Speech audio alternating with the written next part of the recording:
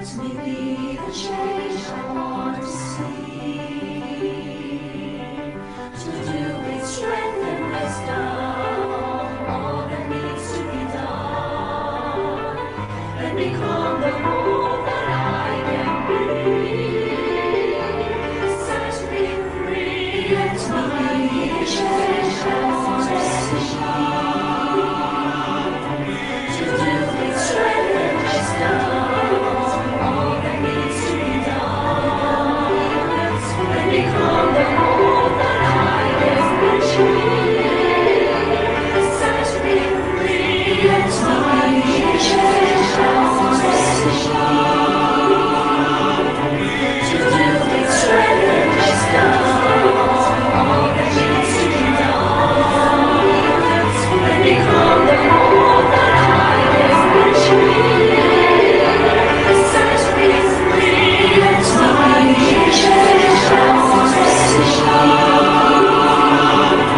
To do with strength and wisdom all that needs to be done, and become the whole that I can be. Set me free, let me be the change I want to see.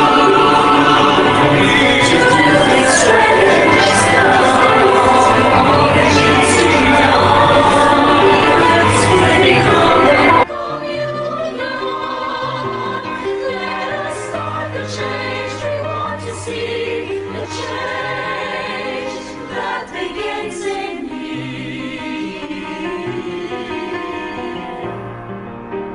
Jesus in us, Jesus in us.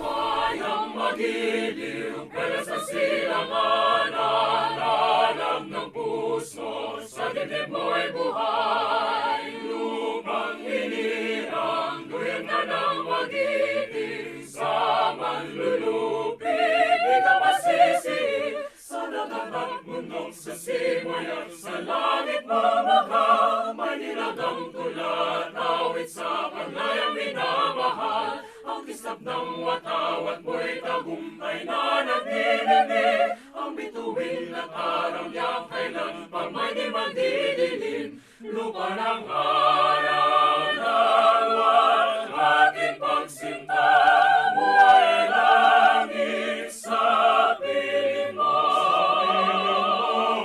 Aming ligaya ng may mga api, ang mamatay ng dahil sa'yo.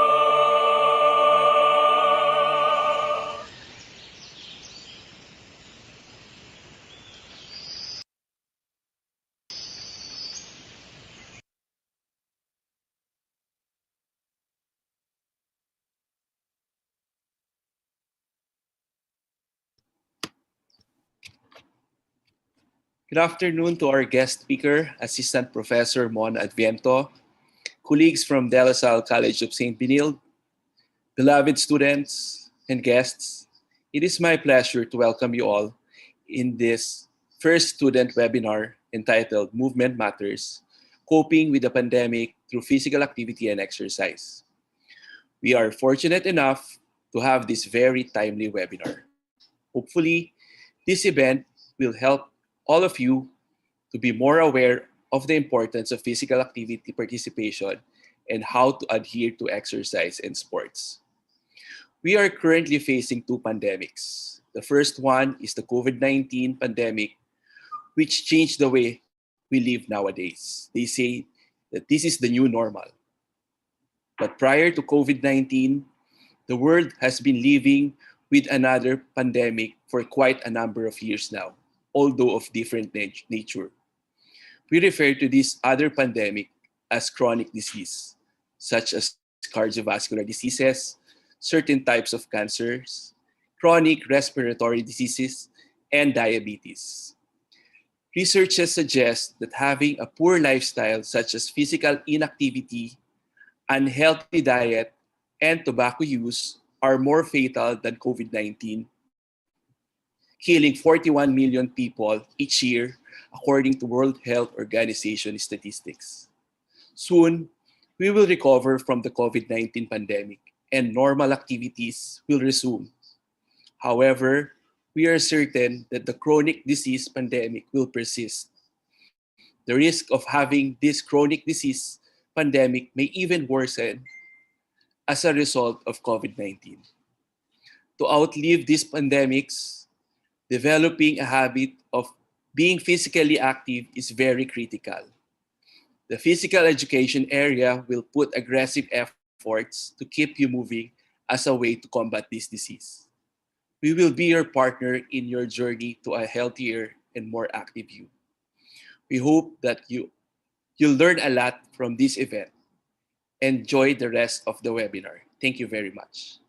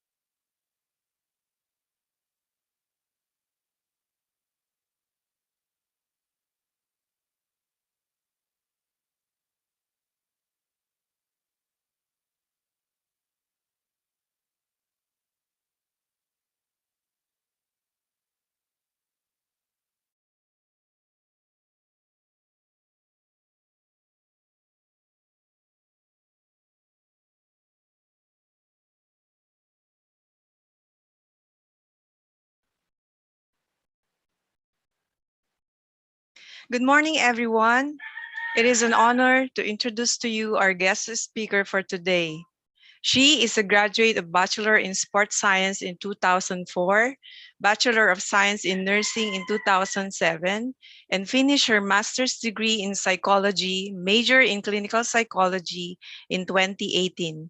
Presently, she is both a faculty member at the Department of Sports Science, College of Human Kinetics, and assistant chairperson of Varsity Sports Program at University of the Philippines, Diliman, Quezon City. She is also a sports psychology consultant since 2010 and a pioneer member of sport and exercise psychology. Her special interest group includes Psychological Association of the Philippines. With her dedication and expertise in the field, she has helped not only the students, athletes, coaches, faculty members, the UP community, but also the global community by being the Philippine representative of the Future Leader Volunteer Program and Global Community Health Foundation. Now she is here with us to share some pointers on coping with the pandemic through physical activity and exercise. Let us all welcome Assistant Professor Mona Lisa A. Maghanoy. Okay. Good morning, everyone. I hope you can hear me. Thank you, Prof. Lenny, for the introduction. Yeah. Are you able to see me on there? There you go. Yeah. All right. So hi, everyone. Thank you again, Coach Lenny, for for that introduction. And I'm Mona. And as Prof. Lenny said, I'm from the College of Human Kinetics. There, let me just share my presentation now. All right. There. Okay, here we go. Right. So today I am going to talk about, sorry, that's not it. There. All right. So today I'm going to talk about why movement matters. And especially now, it's very important that we are in the time of this pandemic. The introduction of Mr. Pitok is very, very timely. No, he captured all the points that I'm going to talk to you about, and hopefully you will learn something from it.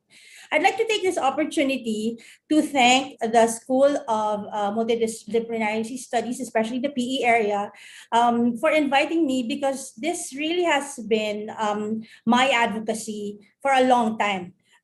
2020 was very busy for me because I have been pushing for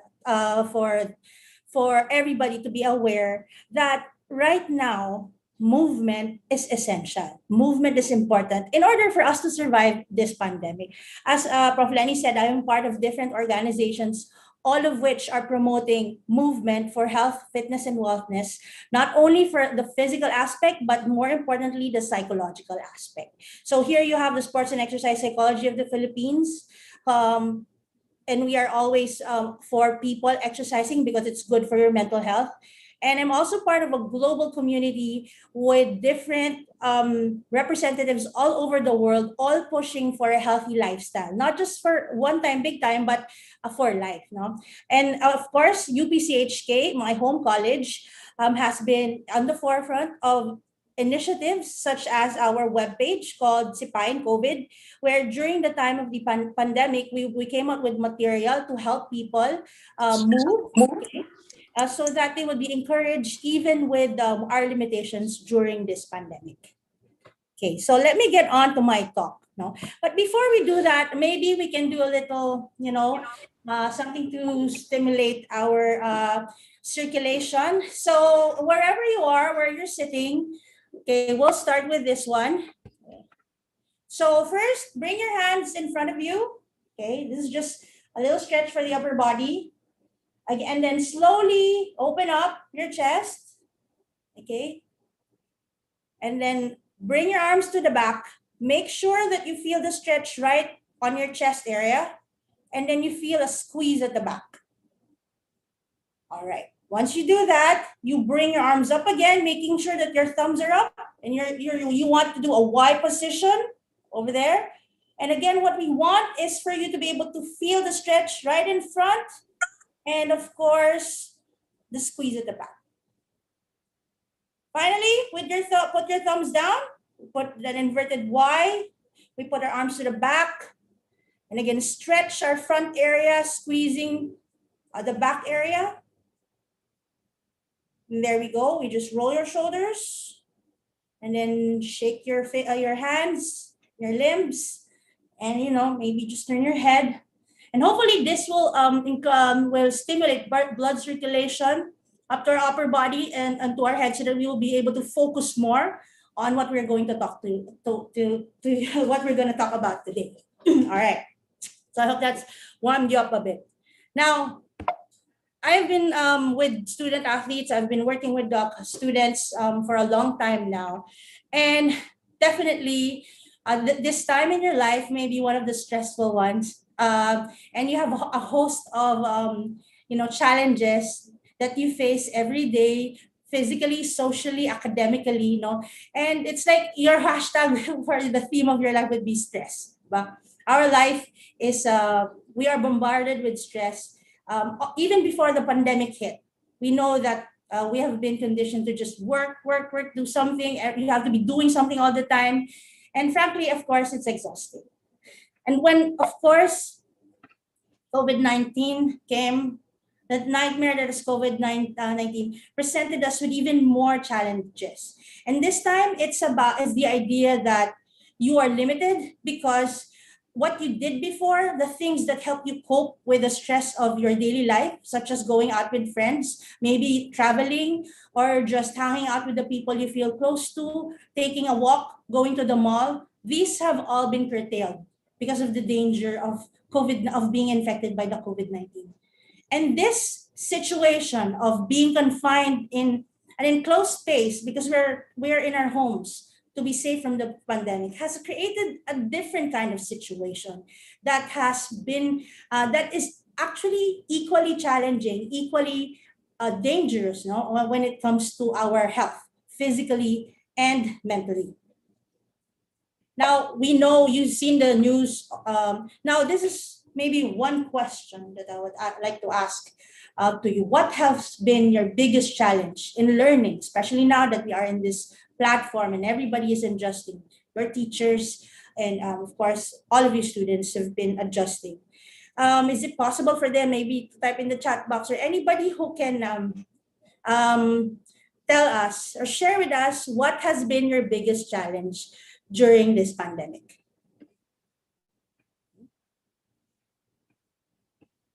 Okay, thank you. Somebody chatted. Staying motivated, definitely. I feel you. Okay. Anyone else? Time management, finding the motivation to actually do work, self-discipline, not being able to socialize. Okay. Thank you for these answers. Being emotionally stable, definitely. Getting in shape and being physically active. Okay. Okay. Fatigue. Yes. And then there's this idea that it's supposed to be easier because you're at home, but it's not. Definitely it's not. Needing a change of pace. Although there's a lot of time, I still struggle in time management. Adapting to the new normal, homeschooling, yes, and it gets repetitive. Lots of workload. Staying focused in Zoom classes. Yes, time management. Procrastination. Okay. Thank you for sharing your answers.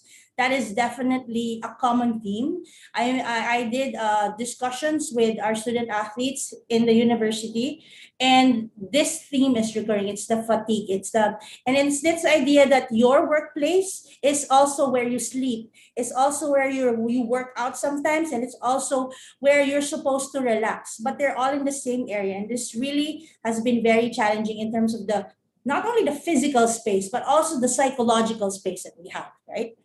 Okay, so thank you for participating and sharing your answers. You can just send them in and I'll read it out aloud later. Okay. Now, during this pandemic, there were researches done all over the world, and it's been seen that there was a higher risk for mental health problems for a lot of people. Those who were already at risk, well, they had a lot of manifestations of mental health problems, and those who were normally able to cope with daily challenges became very fatigued and taxed. Unfortunately, there have also been instances of there have been high incidents in some countries that have already been prone to that. To self-harm, okay, in other areas. And this is really alarming for those in the field of wellness and even in psychology. And definitely now more than ever, we need to engage in self-care to conserve physical and mental resources. Because you're right, it's supposed to be easier. It's easier because you're at home, but it's actually not, because there's no boundary. Time and space, the boundaries between work and relaxation and actual rest have been blurred. And frankly speaking, this is what really is taxing us. Okay.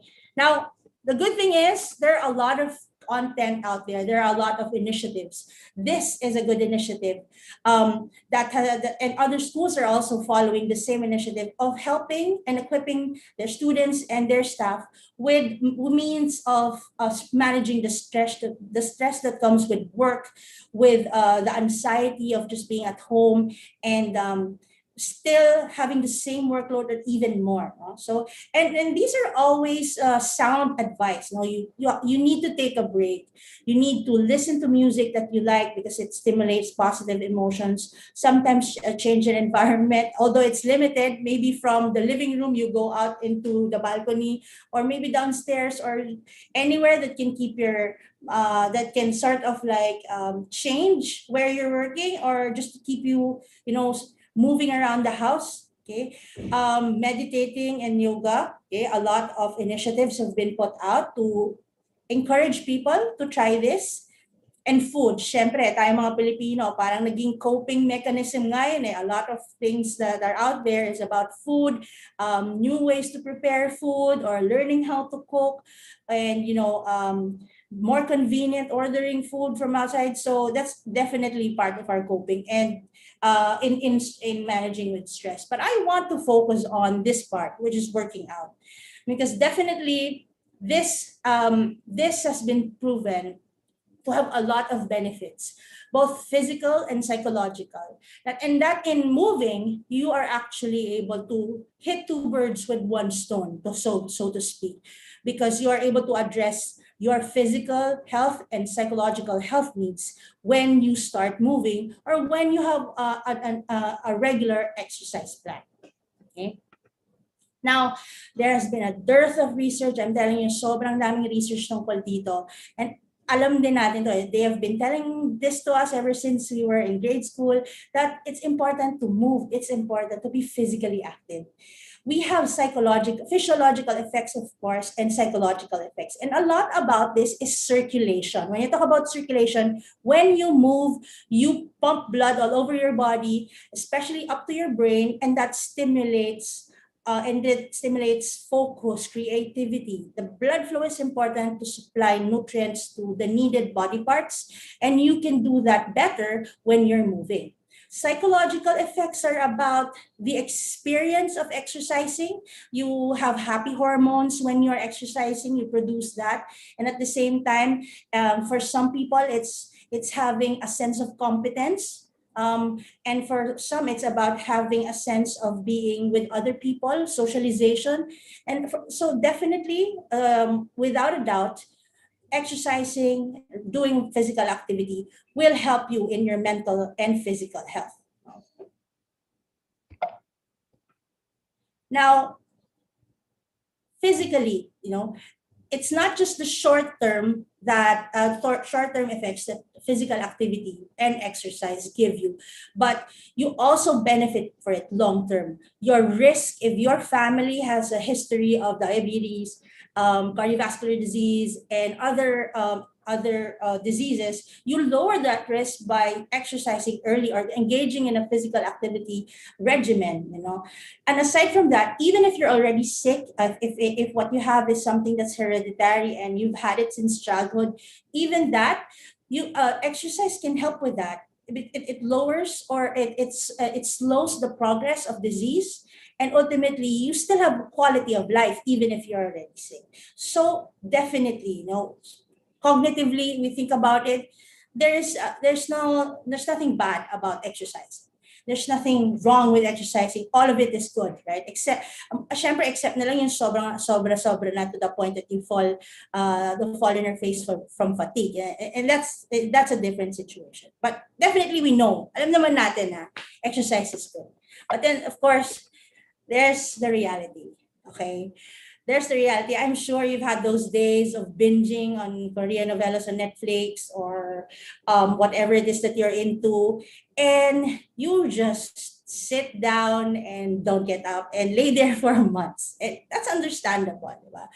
I think that's part of coping. I mean, during the first months of the pandemic, a lot of us were in that stage, and some of us may vacillate from being active and then going back to the couch again.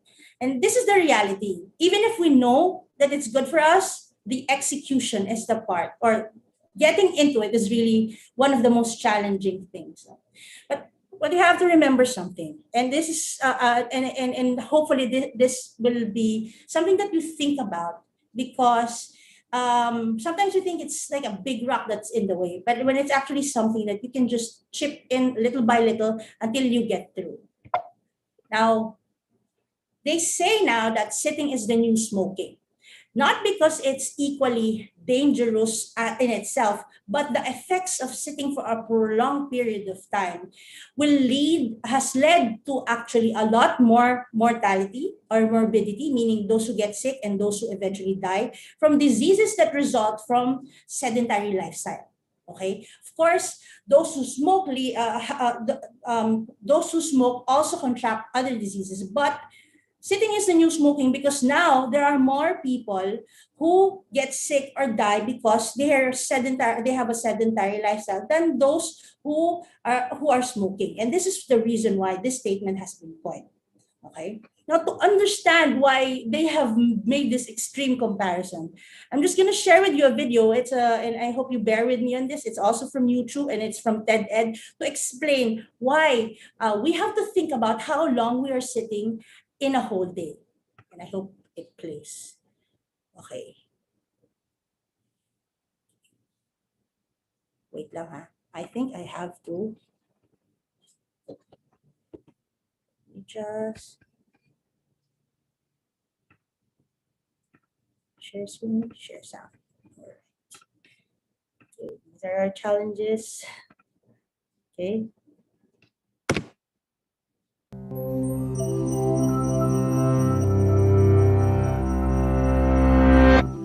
Right now, you're probably sitting down to watch this video, and staying seated for a few minutes to view it is probably okay. But the longer you stay put, the more agitated your body becomes. It sits there counting down the moments until you stand up again and take it for a walk. That may sound ridiculous. Our bodies love to sit, right? Not really. Sure, sitting for brief periods can help us recover from stress or recuperate from exercise. But nowadays, our lifestyles make us sit much more than we move around, and our bodies simply aren't built for such a sedentary existence. In fact, just the opposite is true. The human body is built to move, and you can see evidence of that in the way it's structured. Inside us are over 360 joints and about 700 skeletal muscles that enable easy, fluid motion. The body's unique physical structure gives us the ability to stand up straight against the pull of gravity. Our blood depends on us moving around to be able to circulate properly. Our nerve cells benefit from movement, and our skin is elastic, meaning it molds to our motions. So if every inch of the body is ready and waiting for you to move, what happens when you just don't? Let's start with the backbone of the problem, literally. Your spine is a long structure made of bones and the cartilage discs that sit between them. Joints, muscles, and ligaments that are attached to the bones hold it all together. A common way of sitting is with a curved back and slumped shoulders, a position that puts uneven pressure on your spine. Over time, this causes wear and tear in your spinal discs, overworks certain ligaments and joints, and puts strain on muscles that stretch to accommodate your back's curved position. This hunched shape also shrinks your chest cavity while you sit, meaning your lungs have less space to expand into when you breathe. That's a problem because it temporarily limits the amount of oxygen that fills your lungs and filters into your blood. Around the skeleton are the muscles, nerves, arteries, and veins that form the body's soft tissue layers. The very act of sitting squashes, pressurizes, and compresses, and these more delicate tissues really feel the brunt. Have you ever experienced numbness and swelling in your limbs when you sit? In areas that are the most compressed, your nerves, arteries, and veins can become blocked, which limits nerve signaling, causing the numbness, and reduces blood flow in your limbs, causing them to swell. Sitting for long periods also temporarily deactivates lipoprotein lipase, a special enzyme in the walls of blood capillaries that breaks down fats in the blood. So when you sit, you're not burning fat nearly as well as when you move around. What effect does all of this stasis have on the brain? Most of the time, you probably sit down to use your brain. But ironically, lengthy periods of sitting actually run counter to this goal. Being stationary reduces blood flow and the amount of oxygen entering your bloodstream through your lungs. Your brain requires both of those things to remain alert, so your concentration levels will most likely dip as your brain activity slows. Unfortunately, the ill effects of being seated don't only exist in the short term. Recent studies have found that sitting for long periods is linked with some types of cancers and heart disease, and can contribute to diabetes, kidney, and liver problems. In fact, researchers have worked out that worldwide, inactivity causes about 9% of premature deaths a year. That's over 5 million people. So what seems like such a harmless habit actually has the power to change our health. But luckily, the solutions to this mounting threat are simple and intuitive. When you have no choice but to sit, try switching the slouch for a straighter spine. And when you don't have to be bound to your seat, aim to move around much more, perhaps by setting a reminder to yourself to get up every half hour. But mostly, just appreciate that bodies are built for motion, not for stillness. In fact, since the video's almost over, why not stand up and stretch right now? Treat your body to a walk. It'll thank you later.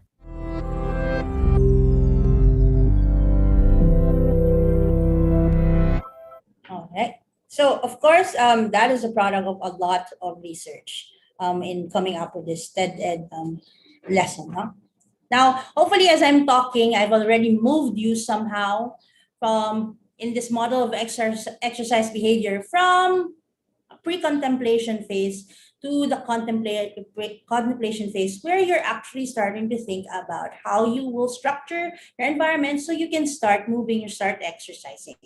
Okay, so what we want really is for it to be incorporated in your lifestyle. The actual goal of PE teachers, as Mr. Pitok said, and as we in the industry are trying to do, is to get everybody to integrate movement into your lifestyle, because it's not just a one-time thing. You will benefit from it for your whole life. Okay. Now, how do I intentionally make time to work out? And I've seen the what you call this, the responses in the chat. And yes, motivation is really a big factor. And I underline the word intentionally because part of it is really making a commitment that you are going to do this, not for anybody, but for yourself. Okay, so let's. I'm going to sort of like share with you what has been working for the people that we've been helping out, and in general, based on sports physiology and exercise psychology principles. Now, number one, you check your motivation. So, are you going to exercise? Are you going to work out because of body image issues? Alam niyo naman, tayong mga Pilipino, isa yan sa mga, let's say, toxic culture na ang unang bati sa'yo, pag nagkita kayo na hindi kinakita ng matagal, ay, imbis na kamusta ka, tapos sabihin sa'yo, ay, ang taba mo ngayon, di ba? And it really affects how you view your body. And is that the reason why you want to work out? Okay, noted. Is it for socialization? Do you like working out with your friends or challenging each other for a certain movement? And that's great. Is it for achievement? Are you the one who sets a goal for yourself and really you're really about getting to that point or getting that goal? Or is it about generally a lifestyle change that you suddenly realize I need to start working towards having a healthy lifestyle? Whatever it is, that's fine. That's okay. Everybody is at a different stage in their life. And whatever your motivation is, it's good to note it down because it will help you find things that will support that motivation so that you will keep doing what you're doing. Determine your goals. Number two, do you want to lose weight in general? Pwedeng hindi ka kumain, mag-lose ka ng weight. Pero that's not really healthy. Okay? Fat decrease is ideal. So even if you're not losing a lot of weight, but you're losing fat percentage, so your fat percentage is going down, that's a good goal. Increase in muscle mass. Do you want to bulk, not really bulk up, but just become stronger? Is it for general fitness?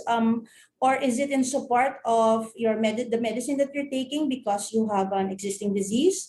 Then you write it down. Usually it helps when you write it down. This is what I want to do. And that's a whole set, of putting out your SMART goals. But this whole phase is about assessing yourself. And then number 3, you have to assess what are the resources that you have.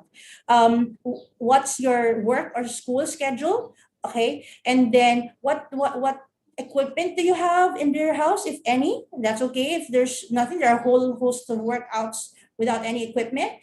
How about space? Do you have space in your house? Do you have any area that you can go out under the sun? Okay, so these things, it's what you have right now. And it's not about making big changes. It's looking at what are the things that I have right now that I can work with. Okay. And then still on this process of knowing yourself, you know yourself.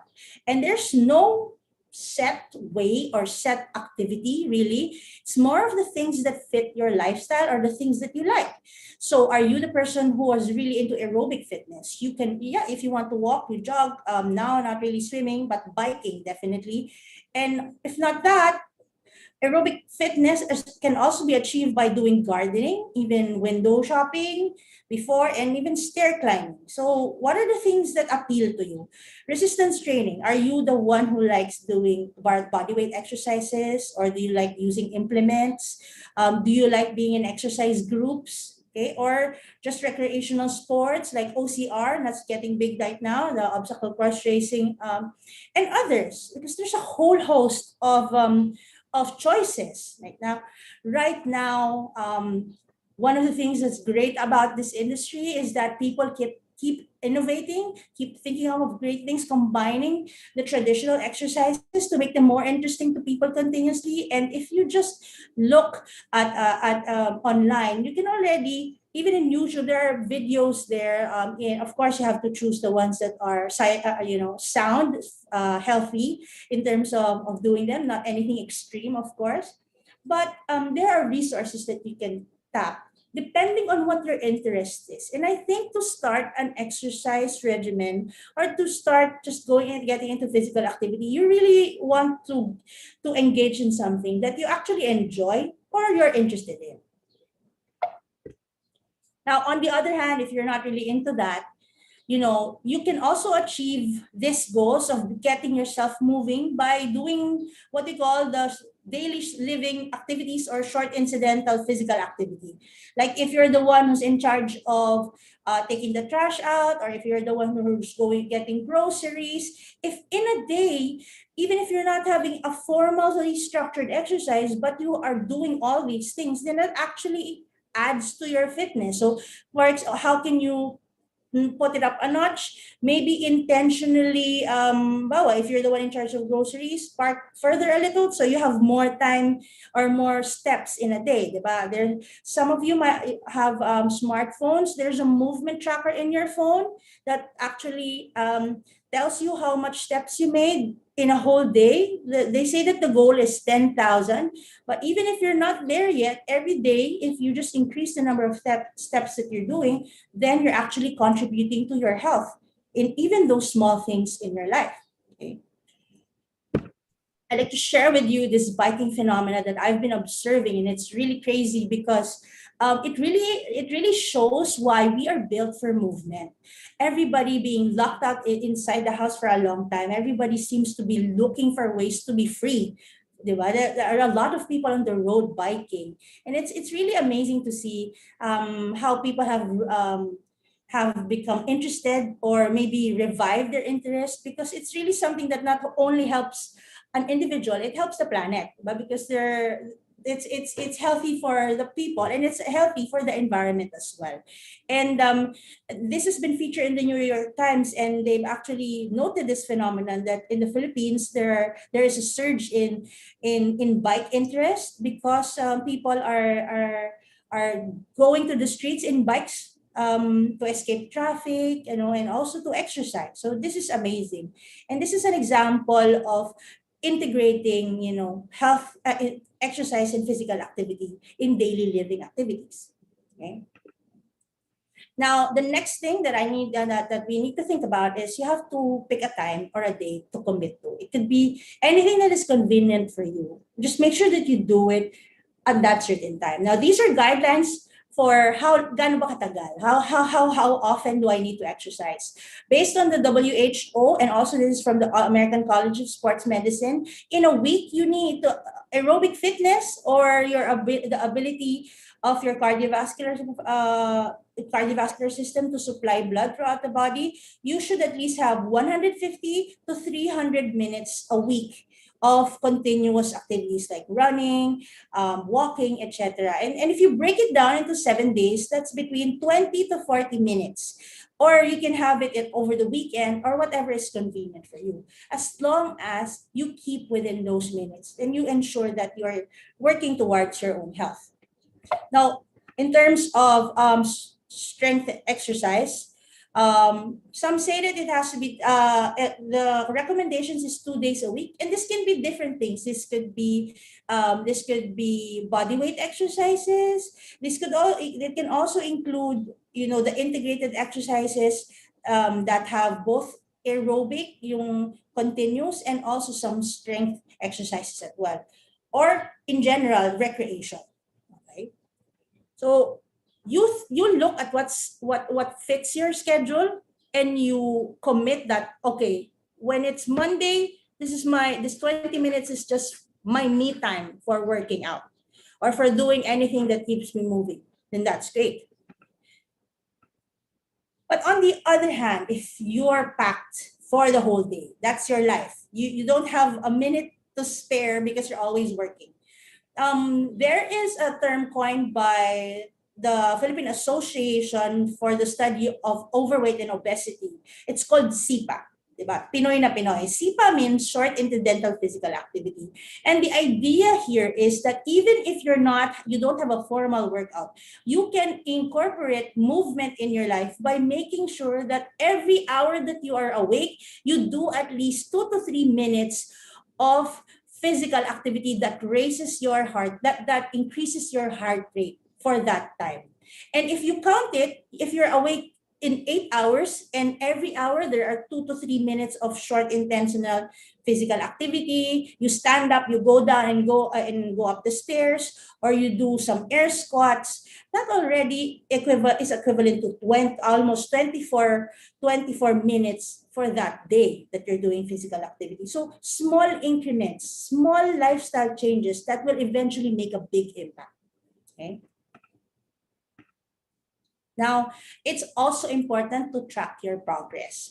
This is not just for, just to get things done. This is for the psychological part, that you see that whatever it is that you're doing, even if you have your setbacks, you are actually making progress. Even if you're not losing weight yet, but you see that you're able to exercise longer. Okay, that for example, you said that you will exercise for 5 days, but you only, for the first week, you exercise only for 2 days. The next week, you exercise for 3 days. It's important to track your progress. I like how virtual challenges are already burgeoning everywhere. And the thing about here is they tell you, or they consciously make you track how much you've done in a day. Like if you have an activity tracker, you will submit how many kilometers you walk for the day, and sometimes there's an equivalency, like if you did workouts, that is an equivalent to a kilometer or something like that. But this actually helps in supporting this, that you see your progress over a period of time. Okay? And these are things that you also need to remind yourselves. If you do not succeed immediately, just keep trying. If you said you'll work out for 5 days and you worked out for 2, that's okay. Try again the next week. If you're working out with your friends and it seems like you're the first one who stops exercising in the middle of a set, that's okay. Eventually, you will get there, and you just have to pace yourself. Okay, this is not really a race. It's just you trying to keep yourself healthy. Now, it's also helpful if you get a workout buddy, or if you join your family or join your friends to try out challenges, virtual challenges, or be together in a workout, because there's actually, this is actually scientifically based. There's what they call the social facilitation theory, and your behavior is affected by the presence of others, and we want to take advantage of that. Okay. Most importantly, you have to reward yourself for the small victories that you have. Okay, you are your own competitor and you set your own pace. Okay, so it could be food also. Okay naman food, wag lang sobra, di ba? You just moderation, and you don't need to scrimp on that. You reward yourself. If you want an ice cream, eat an ice cream, but make sure that you still continue to exercise in the set time that you had for yourself.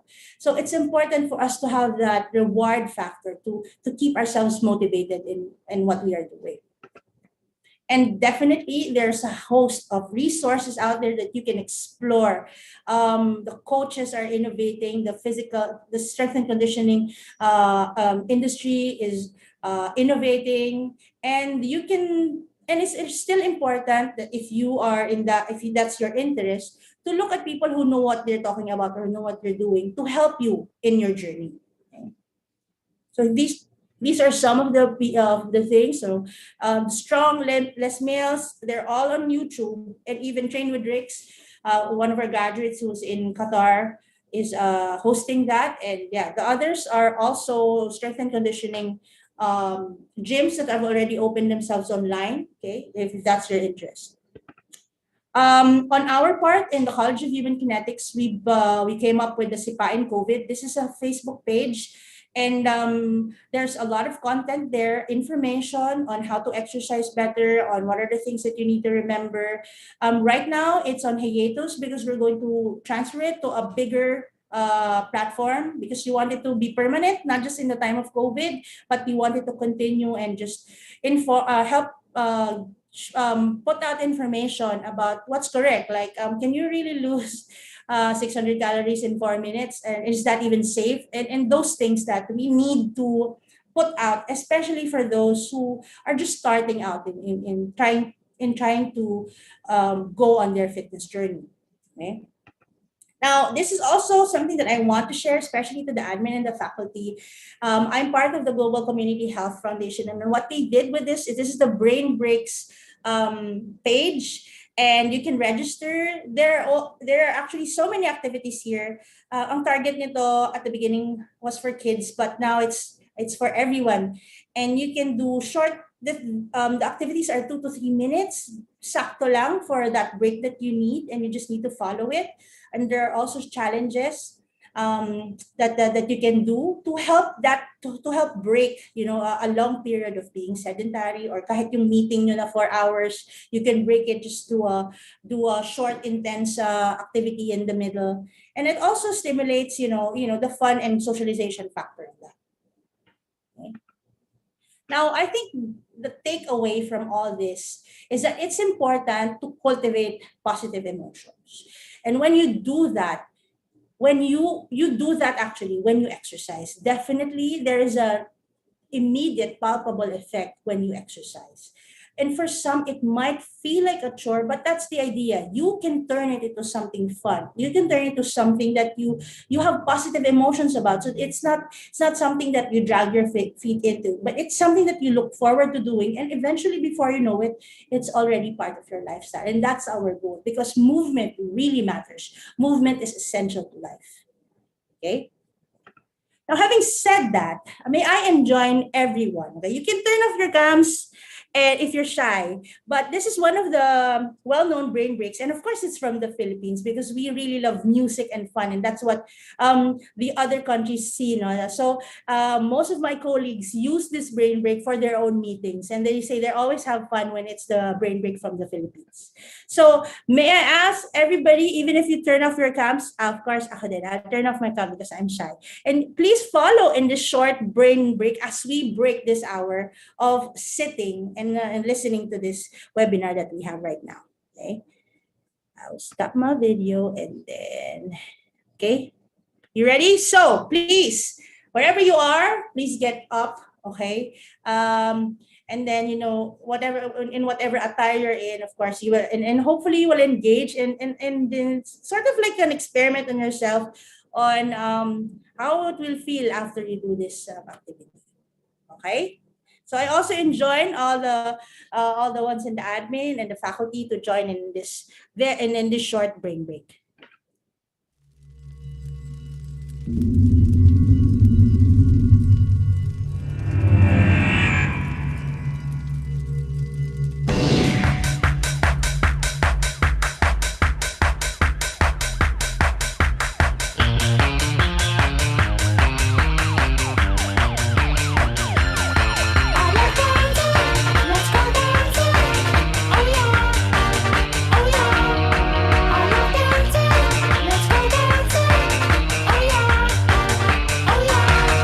We're gonna twist it to the left. We're gonna twist it to the right. We're gonna twist it to the left. We're gonna twist it to the right. Turn it around now. It's party time. We're gonna wave our hands tonight. We're gonna wave our hands tonight. We're gonna raise the roof so right. We're gonna raise the roof so right. Turn it around now. It's party time.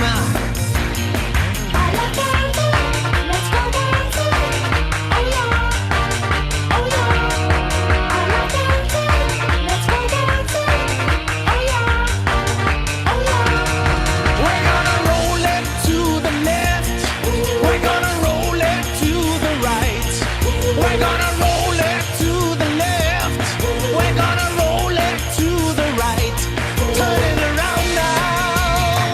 It's party time. We're gonna box to the left. We're gonna box to the right. Oh, box to the left. And a box to the right. Turn it around now. It's party time.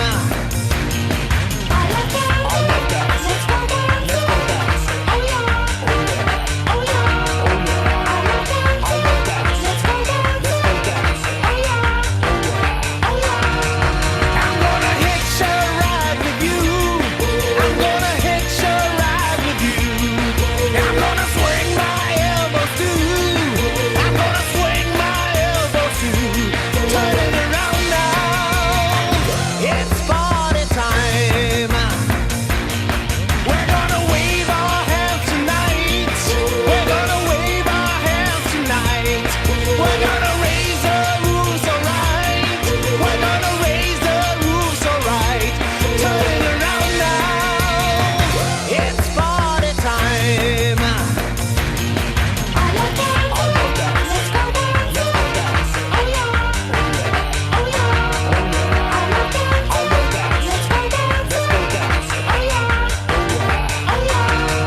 We're gonna shake, shake, shake, shake our booty now. Shake, shake, shake, shake our booty now. Shake, shake, shake, shake our booty now. Shake, shake, shake, shake it. Turn it around now. It's party time. Shake, shake, shake. Shake, shake, shake. Shake, shake, shake. Shake, shake, shake. Turn it around now. It's party time.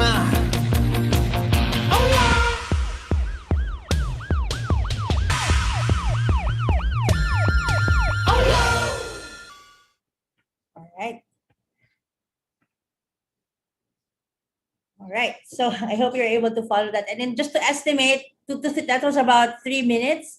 And if you're going to try to break an hour of sitting, that's one of the most effective ways. Just put on maybe your favorite K-pop and just follow how they dance, and you got your activity for the day. So I think that's it for me. Just remember that mensana in corpore sano, a sound mind and a sound body, is very important. And of course, it's not just about getting things done or just checking out off your list, but it's about making making sure that you have that quality of life to make you not just survive through this pandemic, but to be able to thrive despite all the challenges that we have. So thank you for listening. I hope you got something from that talk, and hopefully it will get you to thinking about how do I start moving because it matters for my life. That's it. All right. Thank you so much, Professor Mona Maghanay, for sharing us this amazing knowledge and for enlightening us today about how movement matters, most especially during this difficult and challenging time. So now I would like to give the spotlight to Mr. Domingo to give us a synthesis of today's webinar. Mr. Ace Domingo, you have the spotlight.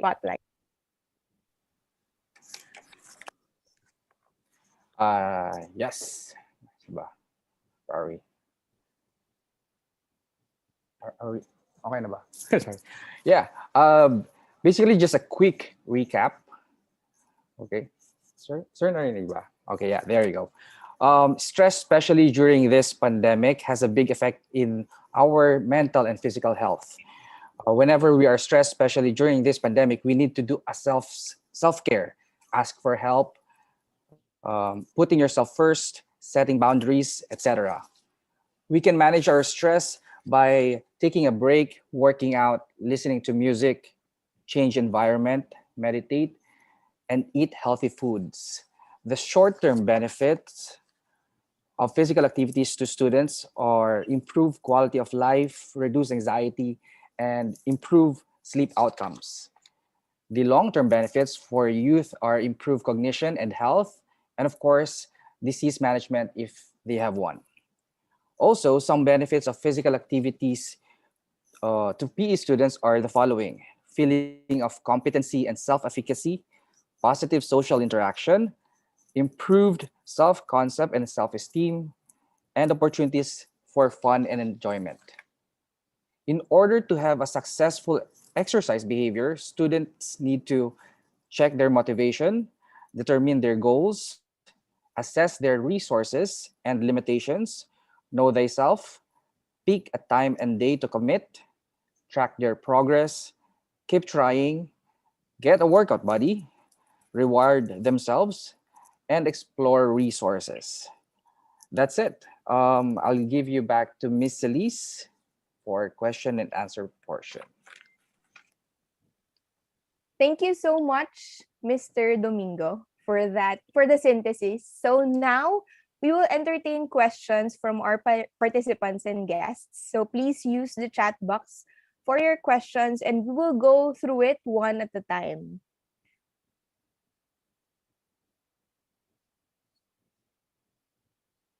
Okay.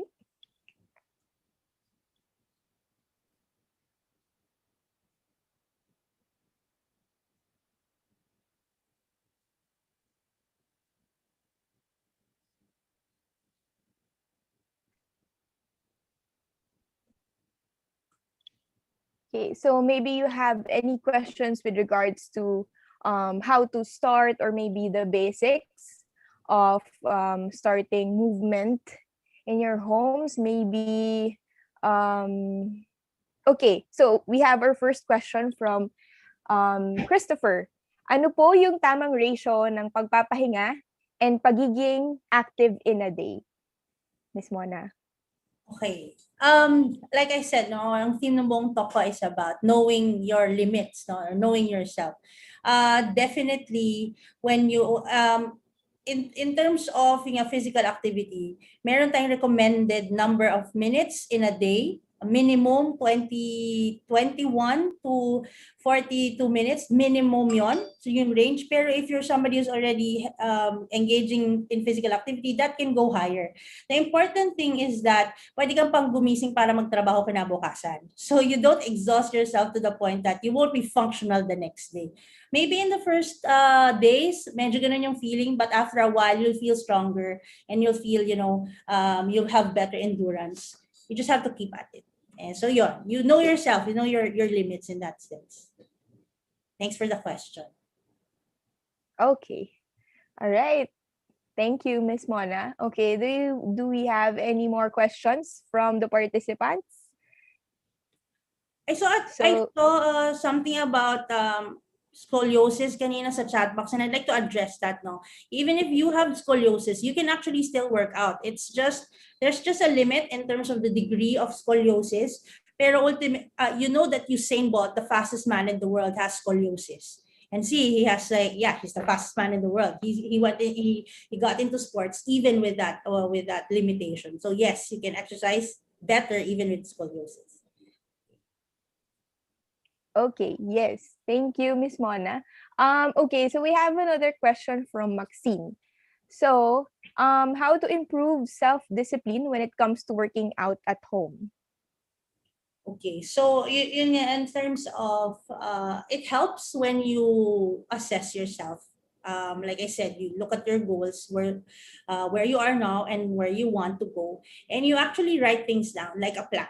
Meaning you write your goals. Where do I want to be in? Sabihin natin kahit short term lang, in a month. Where do I want to be? And then you can write down intentionally what are the things that I can do that will sort of like get me to that goal. Writing it down and making a plan for yourself will help in that. Because you have something, ano nga pala yung kailangan kong gawin, you can refer to that. And it gives you like a roadmap to what your goal will be at the end of the time that you set for yourself. Okay, thank you. Okay, any more questions? Okay, there. We have a question from Sophia. I used to be a student athlete before, and I'm now trying it to get back in shape. What kind of pacing would you suggest for me to be able to get back in shape? So I'm ready to get back to training again once COVID has died down. All right.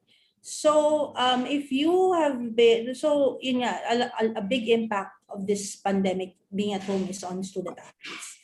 And I guess at first it would be good to experience. So if whatever your sport is, if you can connect to that again and you find the feeling of what makes me play this nga pala. And if you get that good feeling from that, that actually is a spark.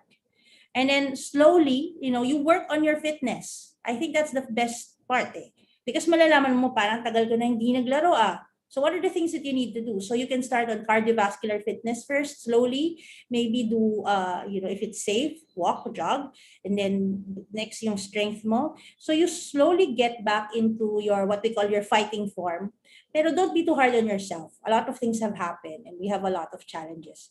But it's important to reconnect with your sport so you remember why you were playing it in the first place. Okay, another question from Carl. So how long po before I notice a difference? It's different for everybody. For novices, for those who are just starting, I think mabilis yon because your body will be in alarm phase. Parang, oh, this is something new. And you will notice it, the lifestyle changes. But usually when it comes to training, siguro mga in 3 weeks, you'd be able to definitely notice that something is changing in your body within those 2 weeks. Pero if yun nga there are a lot of factors that come in. That's in general. It could be sooner, it could be later. Okay. So next question from Carlos. Is there a specific time of day where we get the most benefits from working out? There's been like a lot of studies on this, and the conclusion is there's no specific time of the day. What works for you and what you feel will be able to do you good. Me personally, it depends on your schedule.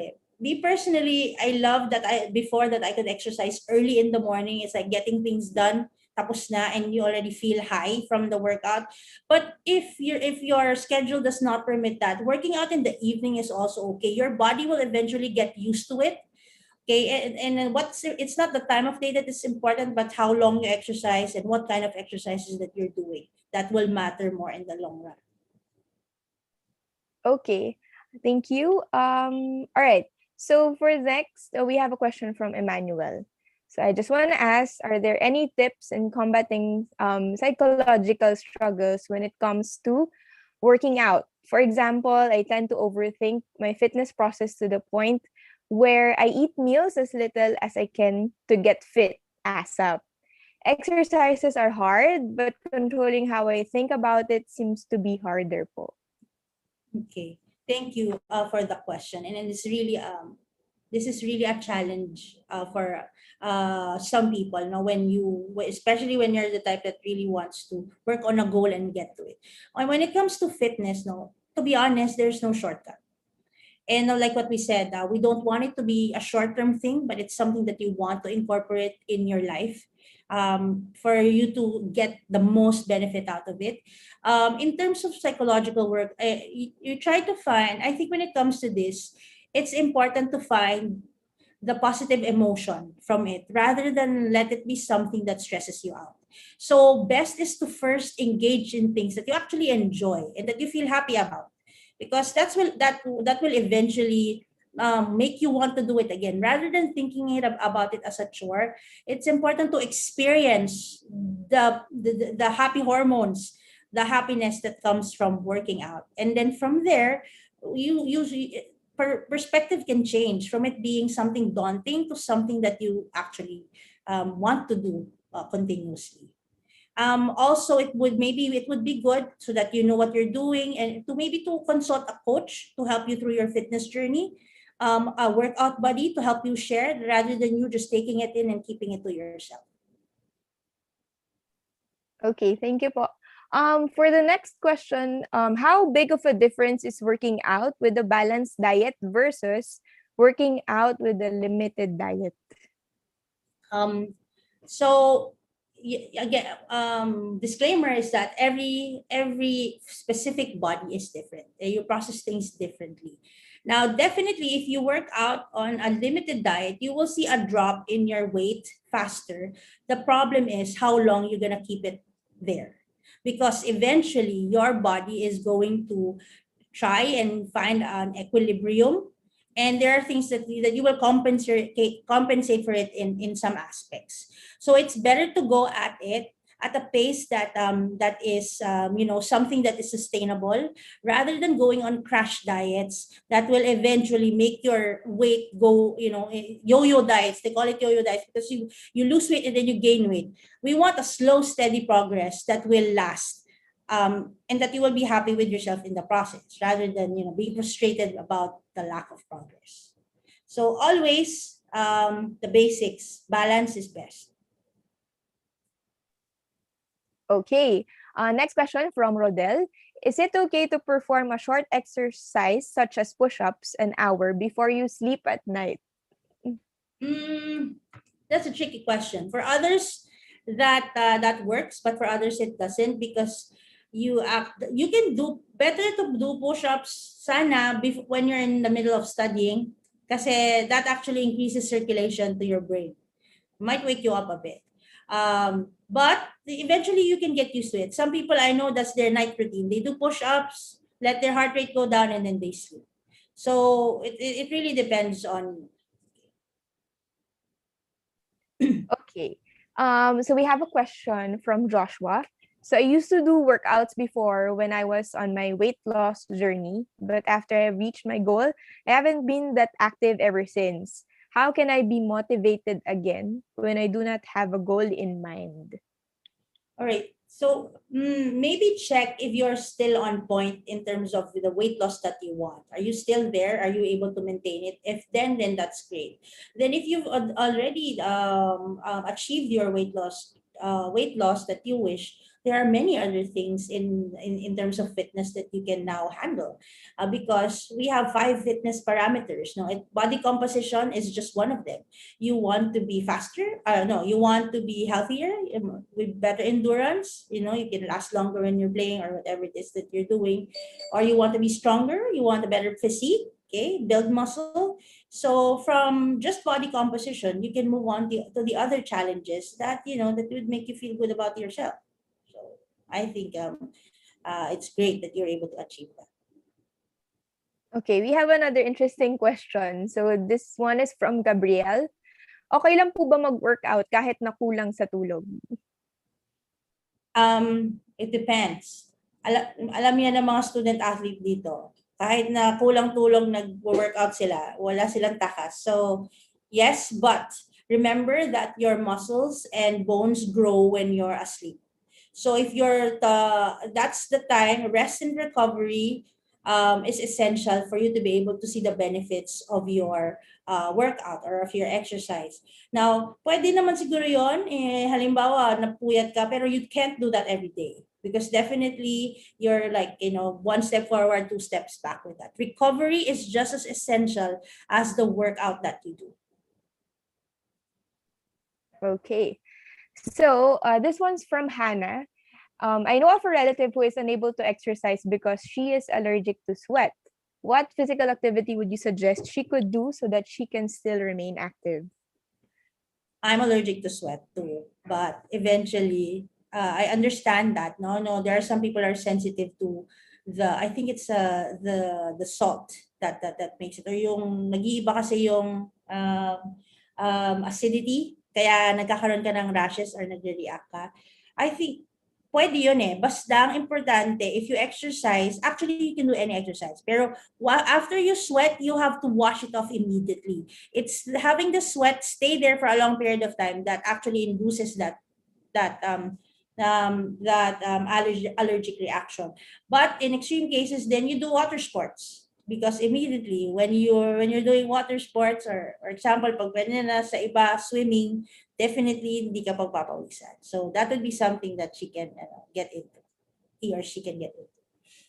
Okay, so I'll just combine the question of Carl and Kenshin. So when is the best time to exercise? And is it fine to do intensive exercises at night before sleeping? Again, like I said, there's a lot about it is dependent on the individual makeup. Some people it works for them, some people di nila okay yun. Kasi if you think about it, syempre with the intense set, mataas yung heart rate mo eh. So mataas yung activation level mo. But after a while, syempre you get exhausted, and then your body shifts into that rest and digest mode, and then you sleep better. So it really depends on what your body can get used to. There's no specific time of day that exercise is recommended. It's always about you getting to know yourself and what works best for your makeup. Okay, so I think this is more of a clarification from Vicente. Is it ideal to do a cardio exercise before working out? Maybe a cardio-based exercise before the strength exercise? In the workout naman, there's always the what do you call this? The warm-up factor, and that's to get your temperature up, your internal temperature up, your core temperature up to be ready for the exercise. So you need a short set, usually 10 to 15. In others, plus dynamic stretching exercises just to keep the circulation going. Pero depende sa goal mo. Kung ang goal mo ay strength, syempre gusto mo maximize yung strength, mag-strength training ka muna. Okay? But if it's cardio that you want it's really endurance training that you're going after, then you do that first, because you want to make sure that you're tapping the right energy system for your goal. And I think that's more important. But if it's general fitness, that's fine. I think that's okay. Okay, so I just want to let the YouTube viewers that you may send in your questions via the comments section there, and we will get to your questions as soon as we read the comment section. Okay, so this one is from Avin. I used to work out before, and when I did my arm workout, I noticed a slight change over time. I noticed that one arm got a lot weaker than the other. It couldn't handle the usual weights, and I couldn't complete my reps for that arm. Is it normal? And what can I do for that arm to catch up and get back on track? All right. So usually for these things, you need to consult, your neighborhood strength and conditioning coach to help you get things better, and also to check what's going on, no? Pero usually there's a muscular imbalance that could be happening, or maybe you started out with one arm being stronger than the other, and because you're working out, syempre, the other one gets stronger, ito rin, it gets stronger, but not like the other arm. Okay, so a balanced workout maybe, but definitely to fine tune this, you need to consult somebody who's knowledgeable about strength and conditioning, or your of course your coach about it. And well, usually what is done in these cases is there's a different weight for the other arm, so that the other arm will catch up with the strength of the other arm. Pero this is without knowing the other aspects. Better to consult a professional to make sure that you get back on track. Okay, so another one, if doing exercise will help you lose weight, does it mean if I have a low weight, I need to gain weight before doing exercise, or is there, or else there will be no change in my physical build? Okay, so when you exercise, there are different goals. So it doesn't only, even people gain weight even when they exercise. So you don't need to gain weight to be able to exercise. You can actually gain weight through the exercise, because there's what we call your energy balance. It's about how much you move and how much you eat. So you can have whatever you do and whatever you're eating, depending on their balance, that's what will happen to your body. It's either you will gain weight or you will lose weight. For those who have the ideal weight, that's already a good place to be. But aside from that, what's in your body? Do you have your ideal weight, but are you more fat than muscle? Okay, so this is something to look into, because ideally we want more muscle than fat in our bodies, because the fat is the one that increases our risk for cardiovascular diseases. So yon, I hope I answered that question. Okay, Ms. Mona, ito yung question na usually naririnig ko din. So how long is the recommended rest period before taking a shower?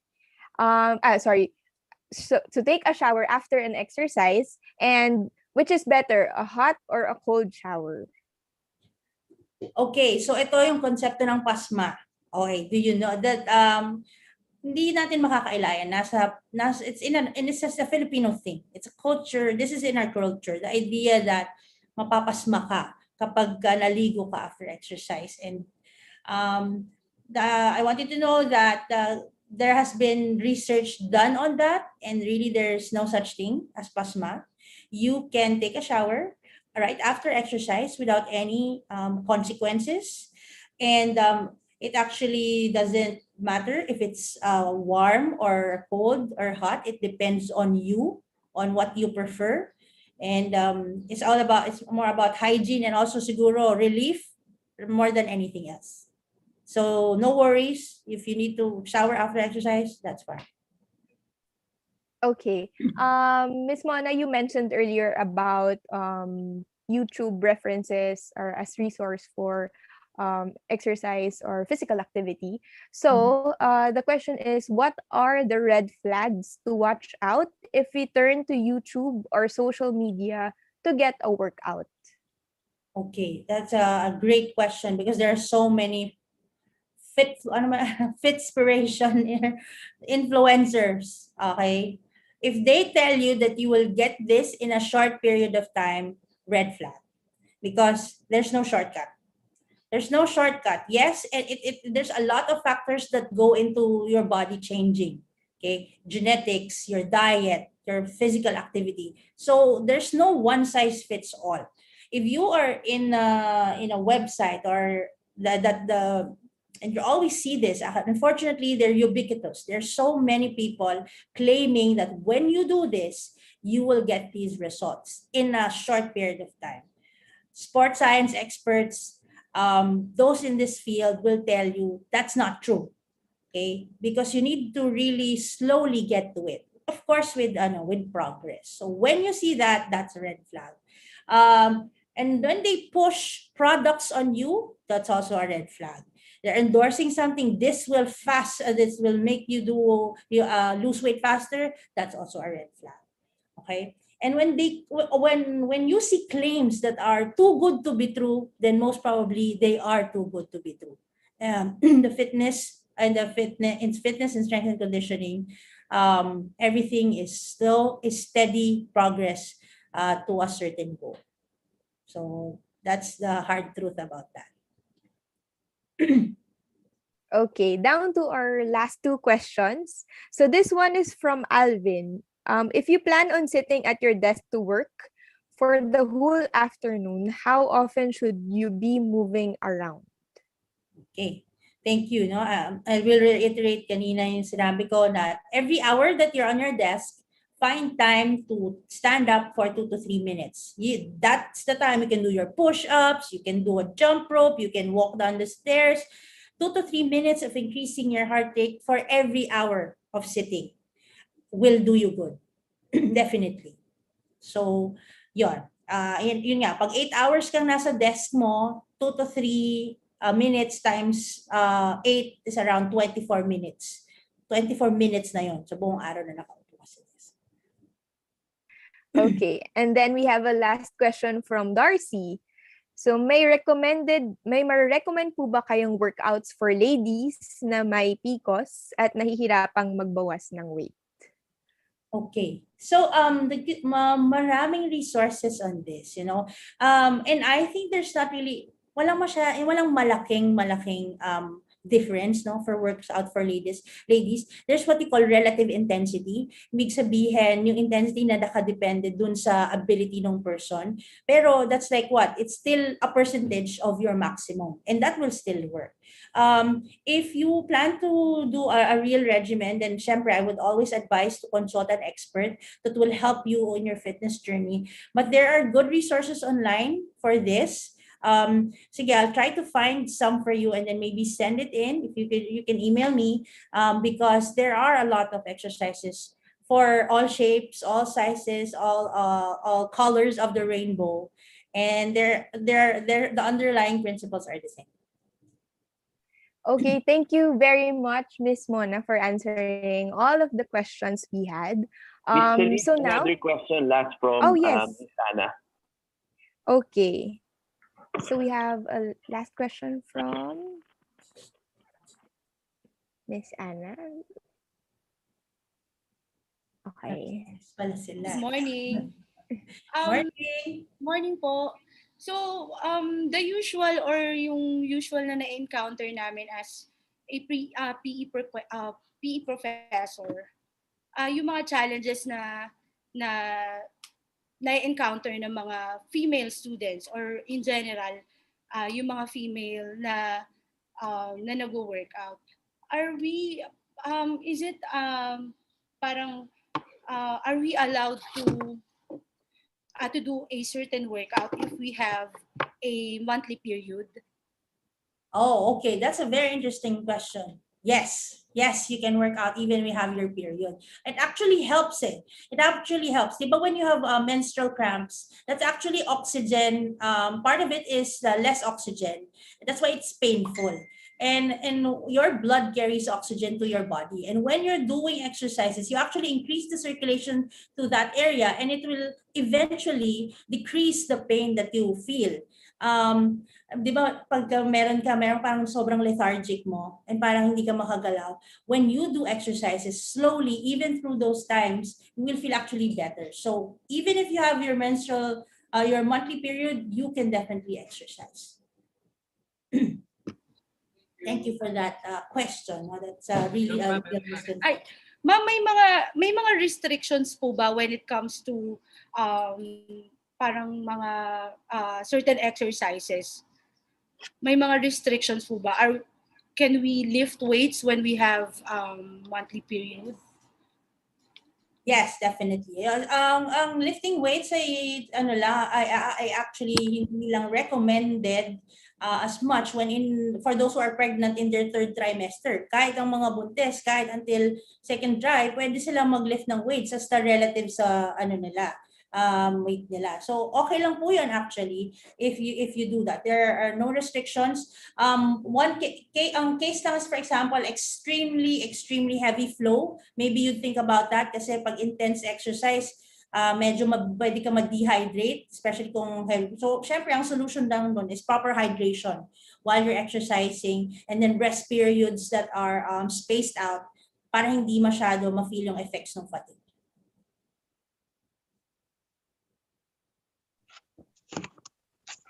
Okay. Okay. All right. Thank you again, Miss Mona, for answering the question. So now I would like to give the spotlight to Miss Bonoan to award the certificates.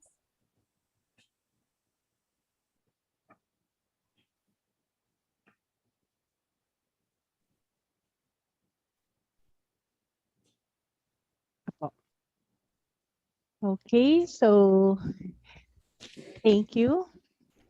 So the De La Salle College of St. Benilde School of Multidisciplinary Studies awards the Certificate of Appreciation to Mona Lisa A. Maghanoy in grateful acknowledgement of her expertise, professional competence, and invaluable service rendered as a guest speaker during the PIONEF HIIT Health and Fitness webinar held on March 6, 2021 via virtual platform titled Movement Matters, Coping with the Pandemic Through Physical Activity and Exercise. Signed by Mr. Jericho D. Pituk, our chairperson, SMS Physical Education Area, and Dr. Basilia E. Blay, our Dean, School of Multidisciplinary Studies. Thank you very much for inviting me and for this certificate. Thank you so much, ma'am. Okay, so that concludes today's webinar entitled Movement Matters, Coping with Pandemic Through Physical Activity and Exercise. In behalf of the whole SMSP area and all the participants, I would like to thank each and every participant who joined us today. And we hope that this webinar helped you in any way. So before we officially end, may I ask for a virtual photo op with everyone? So for those who are uncomfortable in opening their cameras, that's okay. But if you want to join in with the photo op, please open up your cameras, please. And prepare your smile. Hi everyone. Hello. Okay, hi. It's nice to see your faces. All right, smile everyone. Okay, ready? 1, 2, 3, smile. All right, just keep smiling. Okay, next page. Ready? 1, 2, 3. Okay, we got it? Mm-hmm.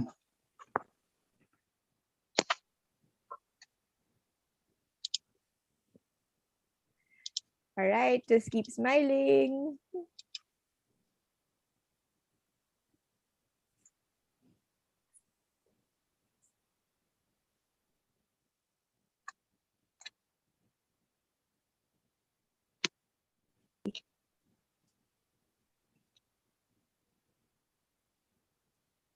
Okay, are we good?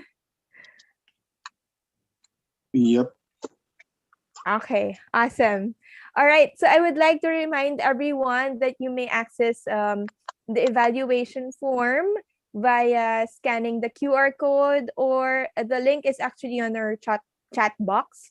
So please click the link to access the webinar evaluation. Again, thank you so much, Assistant Professor Mona Maghanoy, for being with us today and for sharing us this amazing knowledge and for enlightening us. And again, thank you very much, everyone, for participating and for being with us this morning. So please stay healthy, fit, and active, and let's fight COVID-19.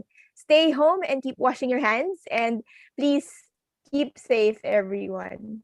Thank you so much. Thank you. Thank you. Salamat. Thank you po. Thank you po. Thank you. Thank you po. Thank Thank you you po. po. Thank you. Salamat po. Thank you. Thank you po. Bye. God bless. God bless. God bless.